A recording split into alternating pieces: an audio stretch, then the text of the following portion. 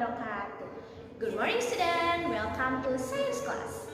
Okay, for today we are going to learn about parts of flower and their function, and then about pollination and fertilization. Before we study, let's recite basmalah together.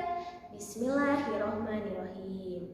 Oke, sebelum kita masuk pada pelajarannya, Ibu ingin mengingatkan kalian, apa sih sumber Al-Quran untuk materi kali ini? Yang kita sudah bahas minggu kemarin? Good, Quran Surat Ar-Rahman ayat 12 yang membahas tentang biji-bijian serta tumbuh-tumbuhan yang diciptakan oleh Allah Subhanahu wa Ta'ala untuk manusia di muka bumi ini.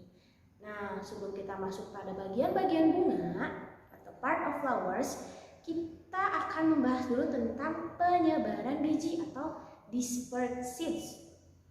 Nah, seeds can be dispersed by wind, water, animals, or even human.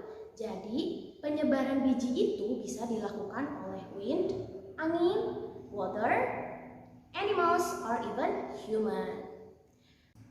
Next, we are going to learn about part of flowers and their function.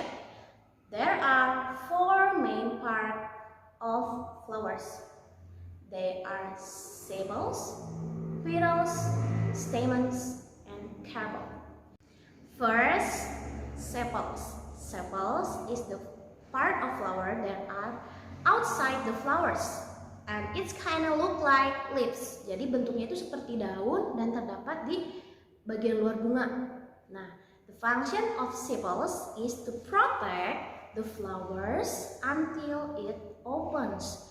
Jadi gunanya sepals ini untuk melindungi bunga sampai bunga tersebut mekar. Second is petals.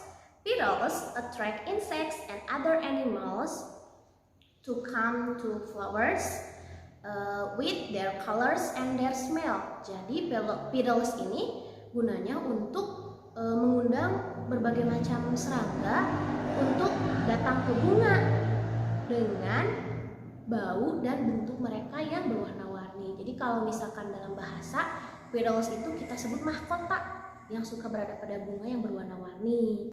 Stamens are the male parts of flowers. Jadi stamens ini adalah bagian jantan dari si bunga tersebut. Nah, in stamens there are filament, anther, and pollen grains. Nah, si pollen grains ini adalah the male reproductive parts of flowers. Jadi alat reproduksi bunga jantan.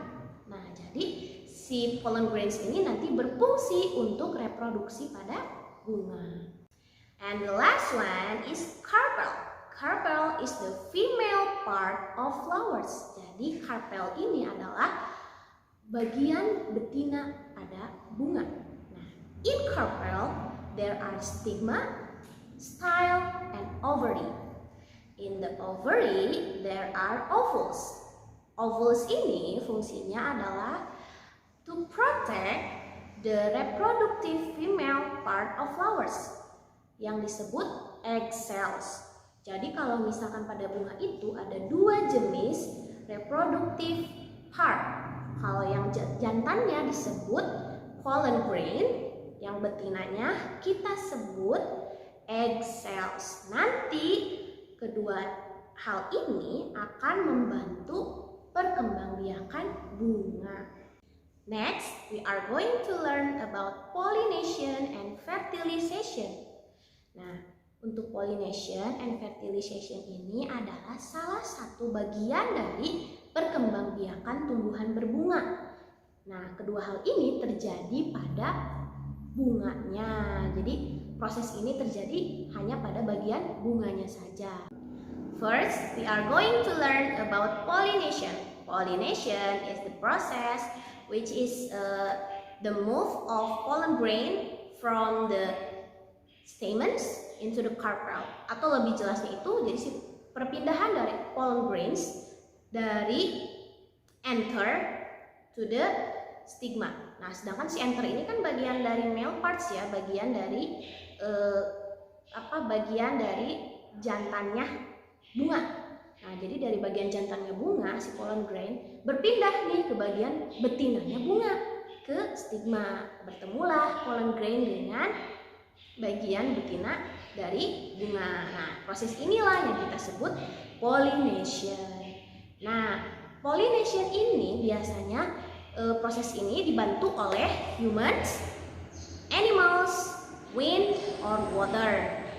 Nah, animals yang biasanya membantu untuk proses pollination seperti contohnya seperti lebah, serangga-serangga yang seperti itu, kita sebutnya adalah pollinators. Next, we are learn about fertilization. Nah, fertilization ini adalah proses which the male reproductive part of flowers joins the female reproductive part of flowers to produce seeds. Tadi kan kalau pollination itu kan perpindahan pollen grains into the stigma. Dari anther to stigma. Stigma itu kan bagian dari bagian betinanya dari bunga. Nah, ketika si pollen grains tersebut bertemu dengan ovules, egg cells yang tadi Ibu udah jelaskan kalau egg cells itu adalah reproduksinya dari betina. Nah, ketika mereka bertemu, maka terjadilah proses fertilization. Nah, ketika terjadi proses fertilization, pollen grains bertemu dengan ovules, maka akan menghasilkan seeds. Nanti seeds tersebut akan digunakan untuk perkembangbiakan tumbuhan.